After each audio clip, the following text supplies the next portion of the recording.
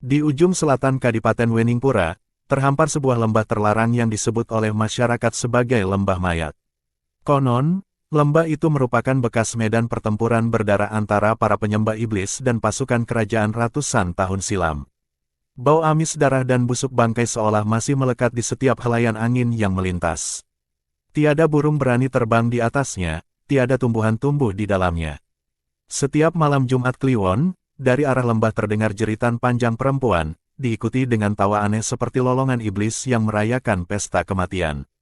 Desa-desa di sekitar lembah mulai diselimuti ketakutan. Satu persatu gadis muda menghilang tanpa jejak. Orang-orang tua menyebutnya sebagai kutukan lama yang telah dibangkitkan kembali.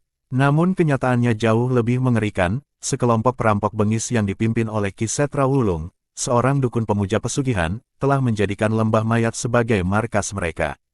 Mereka tidak hanya menculik wanita, tetapi memperkosanya dalam ritual sesat sebagai persembahan kepada penguasa gaib lembah, Sang Raja Mayat, makhluk halus pemangsa jiwa perawan. Ketika Putri Ayuningrum, anak sematawayang dari Adipati Surenggana, turut diculik, seluruh kadipaten gempar. Para prajurit dikirim untuk menyelamatkannya, namun satu demi satu mereka hilang ditelan kabut dan tidak pernah kembali. Adipati pun mengadakan sayembara, menjanjikan emas sekarung dan kedudukan tinggi bagi siapapun yang bisa menembus lembah dan membawa putrinya pulang. Namun, bahkan pendekar-pendekar sakti dari penjuru negeri menolak. Mereka tahu, yang bersemayam di lembah itu bukan hanya manusia jahat, tapi kekuatan hitam yang telah lama terkunci dalam kutukan kuno.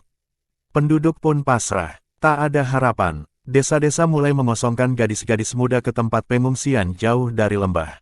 Lonceng kematian seolah sudah berdentang bagi Putri Ayu. Di tengah keputusasaan itu, di sebuah masjid tua di kaki bukit, seorang lelaki berjubah putih dengan wajah bercahaya tengah sujud dalam zikir panjang. Dialah Syekh Siti Jenar, sang penembus hijab langit dan bumi, yang telah mendapat isyarat gaib bahwa fitnah besar akan segera dilenyapkan dari tanah ini dengan api dari cahaya hakikat. Di malam yang sunyi, ketika suara serangga pun bungkam oleh hawa mencekam, masjid tua di kaki bukit Waringin diselimuti cahaya temaram. Syekh Siti Jenar duduk bersila dalam keheningan, wajahnya memancarkan cahaya lembut seperti bulan purnama. Zikirnya mengalun tenang namun mengguncang alam ruhani. Tiba-tiba, dinding mihrab bergetar pelan, dan langit-langit masjid memancarkan sinar putih menyilaukan. Dari dalam cahaya itu terdengar suara menggema, seperti berasal dari lapisan langit ketujuh. Wahai hambaku yang teguh, bangkitlah, karena tanah ini sedang dicekam oleh kejahatan yang mencakar langit. Syekh Siti Jenar membuka matanya. Di hadapannya berdiri sesosok bayangan emas bercahaya, penampakan ruhani dari wali-wali terdahulu. Sosok itu menunjuk ke arah selatan, ke lembah mayat yang kini diselubungi kabut hitam pekat. Telah dibangkitkan iblis lama oleh tangan manusia serakah. Gadis suci telah dijadikan tumbal. Jika tidak segera dihentikan, lembah itu akan menjadi gerbang alam jin pemakan nurani manusia. Cahaya itu kemudian memudar, namun menyisakan getaran batin yang dahsyat. Masjid berguncang, namun tak satu batu pun jatuh. Hanya satu tanda yang tertinggal, sebilah ukiran kuno menyala di lantai, berbentuk lambang segel ruhani. Maka berangkatlah Syekh Siti Jenar tanpa ragu, berjalan sendirian menuruni bukit yang gelap. Langkahnya ringan namun setiap hentakan kakinya mengguncang makhluk-makhluk gaib yang bersembunyi di balik semak dan batu. Angin pun tunduk padanya, membelah jalan dari hutan ke lembah. Ia mengenakan sorban putih yang melilit lehernya seperti lingkaran api, dan membawa tongkat warisan gurunya yang konon bisa menyingkap dunia batin dan dunia nyata. Dalam bisikan angin malam, terdengar gema lembut dari lidah Syekh Siti Jenar, demi asmamu yang hidup, aku datang bukan untuk menumpahkan darah, tetapi untuk menghapus noda neraka dari tanah yang kau berkahi. Belum jauh ia memasuki jalur menuju lembah, seekor burung hitam raksasa menukik dari langit, matanya merah menyala, mulutnya menyemburkan asap panas. Itu adalah Buraksa, burung peliharaan Ki Setra Wulung, penunggu langit lembah mayat. Ia menjerit ganas, menyambar hendak menggugurkan sang wali. Namun, sebelum paruhnya menyentuh jubah putih itu, tongkat Syekh Siti Jenar berpendar terang, dan dalam satu hentakan ke tanah, api berbentuk huruf, alif, memancar dari bumi, membakar sayap Buraksa menjadi abu. Teriakan makhluk itu menghilang bersama angin. Kabut pun mulai menipis, seolah gentar oleh kedatangan sang musafir cahaya yang akan menantang kegelapan purba. Kabut lembah mayat kini berubah warna menjadi merah darah. Setiap langkah Syekh Siti Jenar menggoreskan cahaya di tanah, namun tanah itu merintih, seperti menolak cahaya suci menyentuhnya.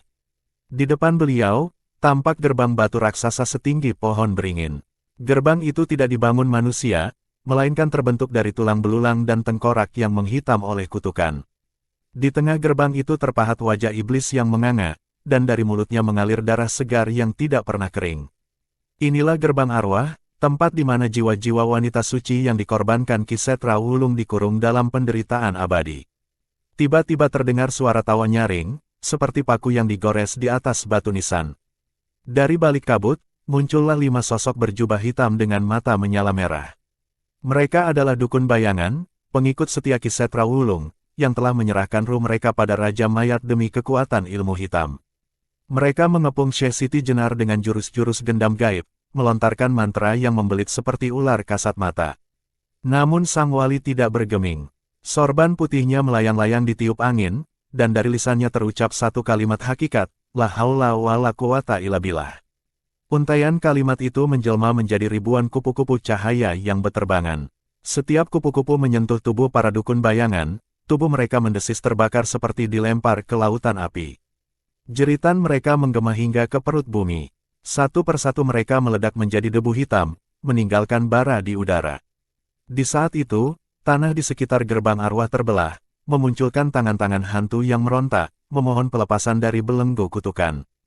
Para arwah wanita yang dikurbankan Ki Setra Wulung mulai tampak, wajah mereka penuh luka, tapi mata mereka berkaca-kaca melihat cahaya Syekh Siti Jenar. Namun kedamaian itu tidak berlangsung lama. Dari balik gerbang, suara berat dan dingin menggema, berani benar kau masuk ke tanah perjanjian kami, wahai manusia suci. Apakah kau siap menjadi tumbal berikutnya? Perlahan, bayangan raksasa muncul di balik kabut merah. Sosok itu tinggi menjulang, bermata api, dengan tubuh terbungkus jubah dari kulit manusia. Itulah bayangan iblis, manifestasi dari kekuatan Raja Mayat. Tanah gemetar, langit menghitam, dan udara membeku. Tapi Syekh Siti Jenar tetap berdiri tegak, matanya menatap lurus ke arah kegelapan, dan dalam hatinya terpatri, hakikat tidak akan tunduk pada kegelapan, karena cahaya sejati berasal dari Yang Maha Ada. Bayangan iblis melangkah keluar dari gerbang, setiap pijakannya membuat bumi retak dan udara bergetar seperti ditusuk ribuan jarum gaib. Di belakangnya, terbentang singgasana dari tulang manusia yang menjulang tinggi, dihiasi tengkorak-tengkorak wanita yang bersinar redup, seperti masih menyimpan kesedihan dan kutukan. Di atas tahta itulah duduk Ki Setra Wulung, Raja Dukun Pesugihan, berjubah kulit ular, matanya kosong namun memancarkan nafsu darah. Di sampingnya, sang putri Adipati yang diculik duduk dalam keadaan setengah sadar, tubuhnya dibalut kain kafan merah yang terus merembeskan darah segar, tanda ia hampir sepenuhnya menjadi persembahan. Terimalah takdirmu, wali sesat, teriak Ki Setra Wulung dengan suara yang menggema di 7 lapisan tanah. Dengan sekali hentak tongkatnya, puluhan makhluk gaib bermunculan dari liang-liang lembah, manusia berkepala babi, wanita bersayap kelelawar, dan siluman bermata satu. Mereka menerjang Syekh Siti Jenar serempak, seperti gelombang neraka yang mengamuk. Namun Syekh Siti Jenar hanya mengangkat tongkatnya ke langit, lalu menancapkannya ke tanah sambil mengucap, "Ya batin, tampakkan kebenaranmu." Cahaya menyilaukan meledak dari tongkatnya, membentuk lingkaran azimat emas yang melindunginya, membakar setiap makhluk jahat yang mendekat. Pertempuran berubah menjadi pertempuran dimensi batin. Ki Setra Wulung melepaskan bayangan jiwanya, menjelma menjadi siluman berkepala 3, yang satu berbicara dengan suara manusia, satu menyihir dengan mantra, dan satu lagi melolong seperti serigala lapar. Syekh Siti Jenar tidak membalas dengan kekerasan, tetapi memasuki zikir tingkat tinggi. Ruhnya memancar dari tubuh dan menjelma menjadi sosok raksasa cahaya, bersorban langit dan bersenjata huruf-huruf Quran yang melayang mengitari tubuhnya. Pertarungan mereka tidak hanya di dunia nyata, tapi juga di alam ruhani yang hanya bisa dilihat oleh para makhluk gaib dan arwah gentayangan. Singgasana tulang mulai retak, langit di atas lembah mayat berputar melawan arah, dan petir menyambar bukan dari awan, tapi dari dasar bumi. Dalam satu benturan dahsyat, ruh cahaya Syekh Siti Jenar menancapkan huruf Qaf ke dada siluman Ki Setra Wulung, membuatnya menjerit keras hingga gema suaranya memecahkan tengkorak-tengkorak di singgasana. Namun, tubuh dukun itu belum hancur. Ia tertawa dengan darah mengucur dari mulutnya, "Kau mungkin menghancurkan jiwaku, tapi tubuhku telah bersatu dengan iblis penguasa lembah ini. Pertarungan kita baru saja dimulai. Tanah terbelah, dan dari dasar lembah, muncul sesuatu yang belum pernah dilihat oleh makhluk hidup, tubuh asli Raja Mayat yang terikat dengan rantai darah purba. Tanah di bawah kaki Syekh Siti Jenar terbelah seperti rahim neraka yang melahirkan mimpi terkelam manusia. Dari retakan itu menjulang tubuh raksasa setinggi pohon jati tua, berkulit hijau membusuk, matanya berputar-putar penuh cacing api, dan dari mulutnya keluar lidah bercabang 5 yang masing-masing menyebut nama-nama setan dalam bahasa kuno. Itulah Raja Mayat, penguasa lembah terkutuk, makhluk yang pernah dikurung 7 wali karena melahap ribuan jiwa tak berdosa pada zaman silam. Kini ia bangkit kembali, dipanggil oleh perjanjian darah Ki Setra Wulung, demi menyempurnakan korban kesucian sang putri Adipati. Langit menjadi merah pekat, dan waktu seolah berhenti. Burung, serangga, bahkan angin pun membeku. Syekh Siti Jenar berdiri tegak di antara dua dunia, tubuhnya masih dilindungi cahaya zikir, tapi aura Raja Mayat mengoyak batas ruhani. Wali cahaya, kau bukan lawanku, karena aku lahir dari bayangan Tuhan yang ditinggalkan, desis makhluk itu dengan suara yang membelah dimensi. Tapi Siti Jenar hanya memejamkan mata, lalu dengan penuh kesadaran menancapkan tongkatnya ke tanah, membuka gerbang nurani, pintu ruhani yang hanya bisa dibuka oleh orang yang telah lebur dalam kehendak ilahi. Dari gerbang nurani, keluarlah arwah-arwah wanita yang selama ini dijadikan tumbal. Mereka melayang di udara seperti kabut putih, menangis, memeluk satu sama lain. Lalu mengucapkan syahadat serempak. Teriakan mereka membentuk gelombang cahaya yang membakar tubuh Raja Mayat. Tapi makhluk itu tidak mundur, malah tertawa, merobek dadanya sendiri, dan mengeluarkan pusaka terlarang, manik iblis, permata hitam yang menyimpan ribuan dosa manusia sejak zaman Nabi Adam. Dengan itu, Ki Setra Wulung yang setengah mati bersatu dengan tubuh Raja Mayat, menjadi entitas baru, dukun abadi penguasa kegelapan, berwujud separuh manusia, separuh iblis, dan separuh kutukan yang tidak dikenal dunia. Syekh Siti Jenar tahu, pertempuran ini tak lagi soal kekuatan fisik atau sihir. Ini adalah ujian tertinggi tentang kebenaran hakikat, pertarungan antara cahaya fitrah dan bayang-bayang keserakahan manusia. Ia pun mulai melepaskan tubuhnya perlahan, mewujud sebagai wujud ruhani yang lebih tinggi, menyatu dengan nama-nama Allah yang hidup dalam dirinya. Lembah Mayat mulai retak dari akarnya, seolah tak sanggup lagi menahan benturan dua kekuatan agung yang sedang memuncak. Dan dari atas langit, muncul 5 cahaya tak dikenal, melayang-layang mendekati Syekh Siti Jenar. Apakah itu para wali, atau manifestasi rahasia dari semesta? Pertanyaan itu menggantung, saat bumi bersiap menyaksikan babak akhir dari perang tersuci yang pernah terjadi di Tanah Jawa. Kelima cahaya itu turun perlahan dari langit seperti bintang yang menangis, lalu mengelilingi Syekh Siti Jenar dalam bentuk 5 sosok berjubah putih emas. Mereka adalah wali khodam langit, perwujudan 5 sifat suci yang ditanamkan langsung oleh Sang Pencipta dalam jiwa insan pilihan. Sosok pertama membawa cahaya sid kebenaran, yang kedua membawa amanah kepercayaan, yang ketiga membawa fatonah kebijaksanaan, yang keempat membawa tablik penyampai kebenaran, dan yang kelima, yang paling terang, membawa cahaya rahmah kasih ilahi. Mereka tidak berkata sepatah pun, namun keberadaan mereka mengguncang lembah, membuat semua makhluk iblis menjerit dan mencakar tubuh sendiri. Raja Mayat yang telah bersatu dengan Ki Setra Wulung meraung keras. Tubuh barunya mulai berasap, tak tahan dengan getaran kelima cahaya suci yang menyatu dengan ruh Syekh Siti Jenar. Dalam sekejap, tubuh sang wali berubah menjadi wujud Nur Muhammad, sebuah manifestasi puncak dari cahaya kenabian yang tak bisa dijamah oleh kegelapan. Suara tasbih terdengar dari segala penjuru lembah, bahkan dari tengkorak-tengkorak dan pohon-pohon mati yang selama ini menyimpan kutukan. Tiba-tiba, semua arwah korban yang selama ini tersiksa berteriak dalam satu suara, "Ampuni kami ya Allah dan hukum yang menyesatkan kami." Pertempuran itu kini mencapai puncak paling tinggi, bukan hanya di bumi, tapi di alam lauh mahfuz. Raja Mayat melompat ke udara, melepaskan pusaran api neraka dari manik iblis, tapi Syekh Siti Jenar mengangkat satu jari dan mengucap kun. Dalam sekejap, waktu membeku. Cahaya kelima wali khodam menyatu menjadi tombak nurani, dan dengan ledakan tak bersuara, tombak itu menembus dada Raja Mayat. Tubuh makhluk kutukan itu tidak hancur, melainkan tercerai dalam partikel-partikel kegelapan yang dikurung kembali dalam ruang di luar waktu, bersama ruh Ki Setra Wulung yang menjerit tanpa suara dalam kekosongan abadi.